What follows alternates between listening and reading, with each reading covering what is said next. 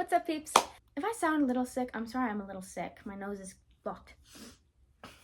So New York. I didn't get into Juilliard, but that's okay. I didn't expect to. It's a very slim chance. It's like the school itself has an 8% acceptance rate, and for the acting program, they only take 18 people a year. So, but that's okay. I'll try again next year, and in between, I'm going to build up my experience because I actually do not have a lot. I've only wanted to be an actress for 4 years. I think, 2 years. I've only actually wanted this for like 2 or 3 years. That's okay. When I was getting ready for my audition, I watched or looked for a lot of YouTube videos, just read the whole website trying to get ready. And I still had a lot of questions about how it's going to actually work. So today I'm going to answer some of those questions. So in case I forget, or if anyone else is wondering and they can't find what they want to know. So when you first walk in, you check in with like your name, and then they lead you to a group. And there's a morning group and an evening group. They tell you then, like after you walk in and you're assigned to a panel, you go to your the manager of that panel, I guess. And it's a first year student from Juilliard. They tell you if you're morning or evening, and then you just go sit and hang out with all the other auditionees until it's your turn. If you're in the evening group, you still have to stay there in the morning because there's no way of knowing, you know. They give you a paper with like an estimated a time when things are going to happen, but they have actually no way of knowing if that's going to be it.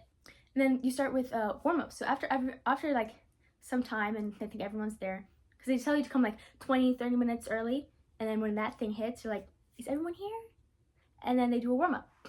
And I thought it was something like, oh, maybe a little exercise, but it was like acting exercises. We had some breathing ones, some voice exercises. It was all a group thing. The one teacher who like, it's what they teach, led that, and that was a lot of fun. You just gotta let loose. So before the exercises, all this stuff come in and like say a little thing, introduce themselves, whatever. My day had 7 panels of judges, so like it's 2 people that just take one person all at once in a few different rooms, like all in their own separate rooms. Probably makes it easier to go through so many people in one day. I thought it was like everyone and you're just on a stage, but no. Part of the reason that I didn't care that I was most likely not going to get in, I just wanted to know what to expect for next time. In New York, the trip itself was so much fun, but that's not what I'm talking about yet. Okay. And so after the warm-ups, they take the 3 top people, 3 first people from each morning panel to go. And then once the one is done, they just like take people up every now and again. It's like there's 2 people waiting and 1 person in the room doing the audition. Then when that person comes up, the next person goes in, and then they go get the next person, sit there and wait. Throughout the whole day when you're there, you can talk to one of the room managers or whatever. I forgot what they're called. But you can go into a private room that they have upstairs to practice. If you want to practice your auditions before you actually go. And I did practice. I did my things I did the one once and then the other one twice. So at first I was sitting there and I like was kind of shy. You know, I'm shy. I don't talk to people. But I wanted to talk to people because that was what I was most excited about. Because I knew I wasn't going to get in. And I knew it was still going to be fun. And I wanted to meet people and talk to people and have fun at least. And eventually I met 2 people. I'm not going to say their names because maybe they don't want their names on here. Oh well. Anyway, so I met 2 people. And they were a lot of fun. I actually hung out with them the rest of the day. And we just had conversation. We just talked. It wasn't all about acting. It was about where we're from. One guy was Canadian, the other was from South Carolina, and I'm from South Africa. So that was a whole wide range of conversation about the differences between Canada and America, and South Africa and America, and the rest of the world in America. And I learned stuff about Canada I did not know. I forgot the word province and called it a providence. Oops. And actually, I do know what provinces are because South Africa has provinces. I just forgot the word. And apparently they don't say Alberta, they say Alberta. I enunciate. You can hear by saying the word enunciate. It's just my accent, how I speak. So I was in group 3, panel 3. Anyway, so my time finally came, and I had decided to do I Love You, You're Perfect Now Change, and Romeo and Juliet, because I was practicing in front of my family and friends, well, my family friends and my family, like leading up to it, especially the day before at the where we go to play darts. And they really liked the I Love You, You're Perfect Not Change, and I did as well. I was going to do the St. Valentine's Day, but I felt more comfortable in I Love You, You're Perfect Not Change, especially because I think I wanted the character to be more nervous, and I was definitely nervous. Even when doing the Romeo and Juliet next, they said you could do whatever order, like if you wanted to do the contemporary first or the heightened one, whichever one you want to do first. And then after you finish that, you can just go right on into the next one whenever you're ready. You don't have to say anything, which is good because I don't know how to finish my things. So then I did Romeo and Juliet, and I was still so nervous. I was like, farewell, and my hand was shaking, and I was looking at the drink, and my hands are still shaking. I actually brought the vial along to use in the audition, and I forgot it in my backpack downstairs. So I didn't use that, but that's not important because I don't need it. And they did have a chair and a block. By a block, I thought they meant like a wooden little block for you to use as a prop. No, it was just like one of those big blocks that you could like stand on, like a set block. It's okay, I wasn't planning on using it anyways, so that's good. And the Romeo and Juliet one, I chose that instead of A Midsummer Night's Dream, even though I really wanted to do it, because I did feel like it went better. And when showing it to my family, they said I was actually keeping it at a steady pace. Midsummer Night's Dream, I was speeding through it. Even though it was already too short, I was going way too quickly, and I couldn't bring it down in the time that I had, like the day or two that I had. So yeah, I really showed it to my family 2 days before I left. So no, that wasn't the best idea. I should have done it earlier. Well, I was gonna do it earlier, but then we had a late night, and we were all too tired. Well, actually, not a late night, a long day. So I did the Romeo and Juliet, and they didn't actually say anything.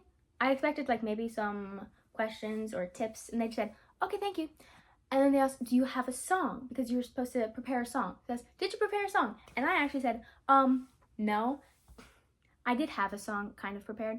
I was going to do, what's it called? Get Back Up Again from the Trolls movie, because I really love that song. I also feel like it's the easiest song for me to act with because it's such high energy, and I can just let go and be the screaming and the happy. I love doing that for karaoke.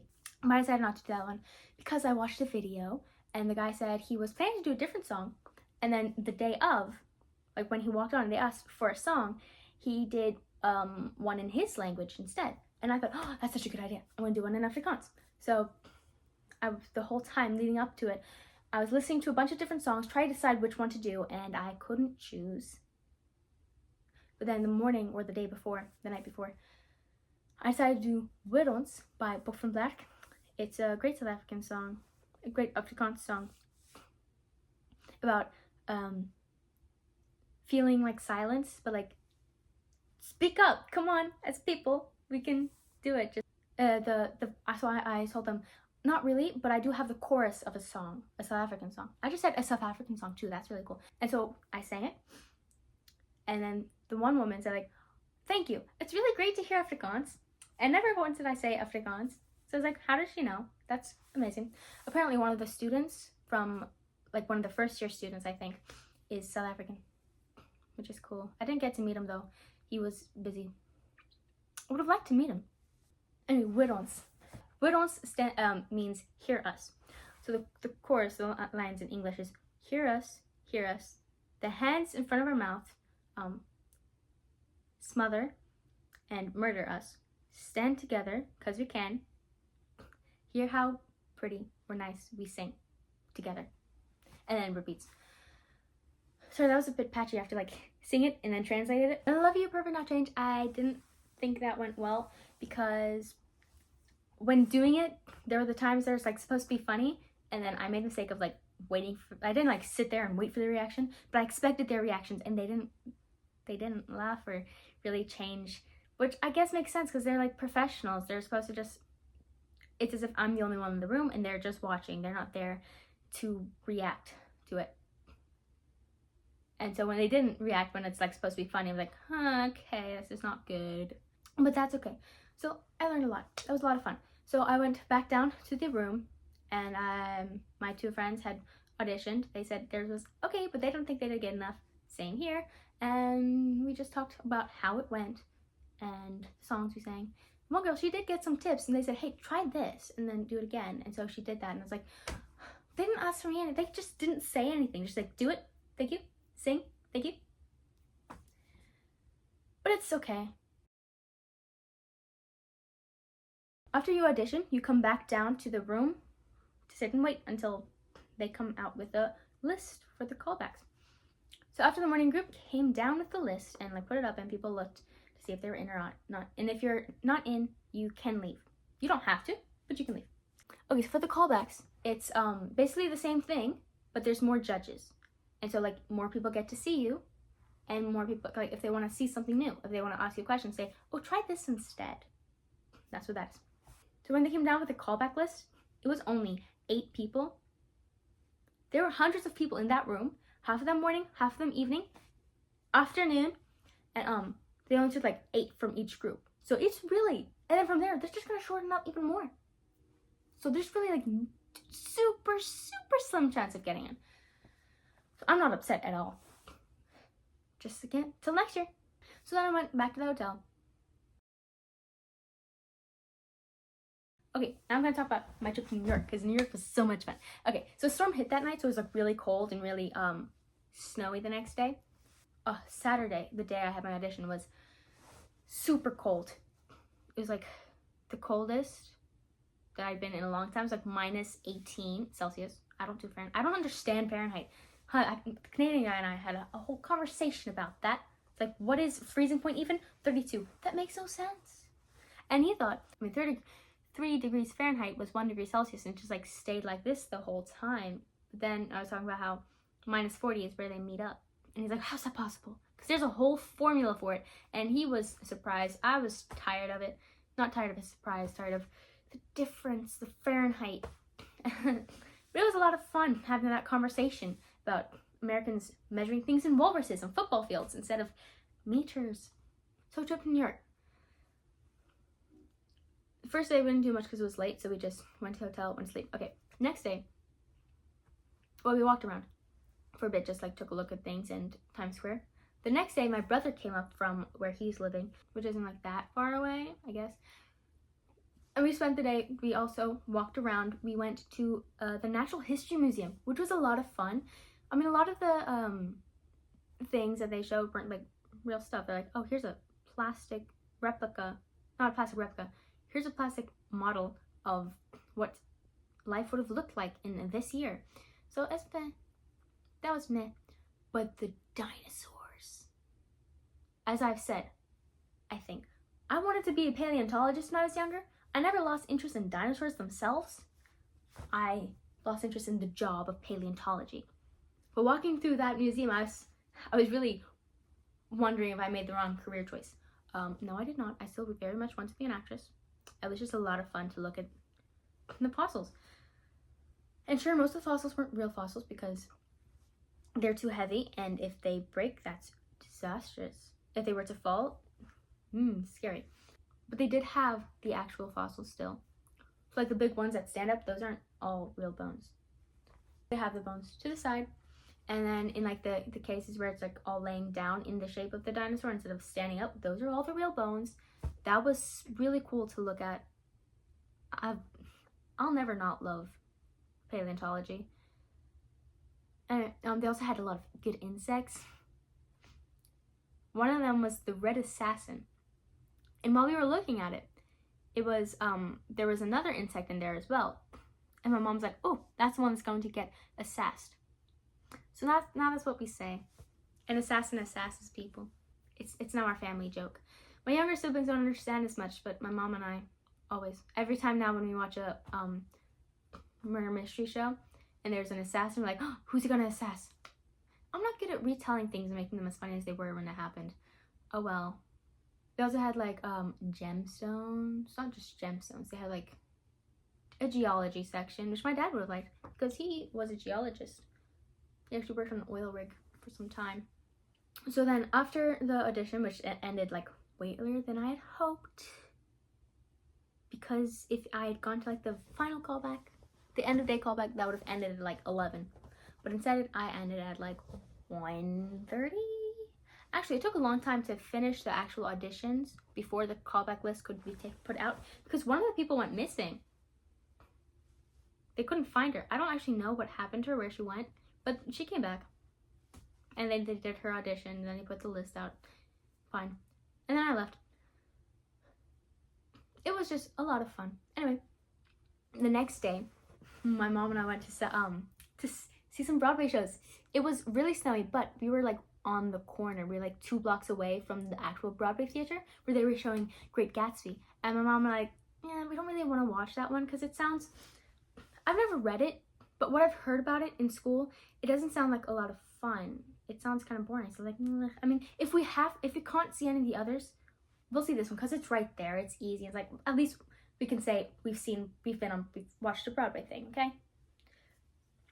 And so we really wanted to see Harry Potter and the Cursed Child. But the tickets were like $250 each, so we decided not to.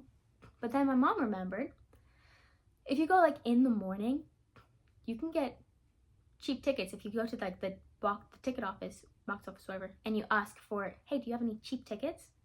Then they might have some cheap tickets, and then you can buy them. So for like really much cheaper. So we went to the box office for the Harry Potter and the Cursed Child, and we asked for the cheap tickets, and they said, yes, here we have 2 for $88. Like, okay. And we got them right on the rail. Like, we're on the 2nd level. There's the stage. Here's the stage. Here's the audience. Here's the 2nd level. We were right here. And there's the 3rd level, of course, but we were right here. So we could see it really well. And we could see their faces and everything. There was nothing blocking us. No people in front of us. It was great. And it was the best show ever. It was my first Broadway show. It was so incredible. I mean, it wasn't a musical, but it was incredible. The effects. I love Harry Potter, and I've read the screenplay because J.K. Rowling wrote it, and I already liked the story, and I kept telling my mom, you have to read it, because she has the book, but she never bothered to read it because she doesn't like reading screenplays, and I understand, but it's a great story. And so I told her, oh, you're really gonna enjoy the story. I don't know how, like, yeah, but it was incredible. It's like, how do you do Harry Potter and all that magical stuff on a stage? No CGI, it's on a stage. It was amazing. So if you ever get the chance, you have to go see it. And so after we looked at it on the website, those tickets would have cost like $250, $350, and we got them for $88 each. So if you ever get the chance to do the cheap tickets, absolutely go do them. So that show was at 1 o'clock, so we got the tickets and then went to the Mamma Mia, which was a bit closer to the hotel. Harry Potter was like, this is our hotel. It was all the way there. Mamma Mia was like here, and Great Gatsby was here. Anyway, we went to the Mamma Mia theater on the way back from getting the tickets for that. We got 2 of them, and we're like, cool, those were evening tickets. The other ones were like for 1, whatever, in the afternoon. We're like, cool, we got 2 Broadway tickets. And those were also cheap, like 70 something each, instead of something in the hundreds, which was great, yay. So I'm gonna see a Broadway show and a musical. I just can't stop thinking about how great the Harry Potter and the Cursed Child was. I brought a book with me. It's my journal for my acting journey, and I just like wrote like 2 pages for like how incredible it was, all the details, so I don't forget it. It was just a lot of fun. Anyway, I'm saying anyway a lot, but it's just what I do. Anyway, so we went to 1 o'clock. We went to the Harry Potter show. It was fantastic. We went to eat some lunch or whatever. No, wait, we ate dinner because it was a like 3-hour show. But it's so worth it. My mom doesn't usually watch movies because she loses interest with it being the same story for so long. She never once was bored. When it came to like the intermission, she's like, wait, no, don't stop. She's really invested. This is a lot of fun. If any of you are Harry Potter fans and have read it, great. If you haven't read it, read it. If you have, go see the musical if ever you can, because it was just the best experience. Afterwards, my mom said, I'm really sorry that was your first Broadway show because it was so good.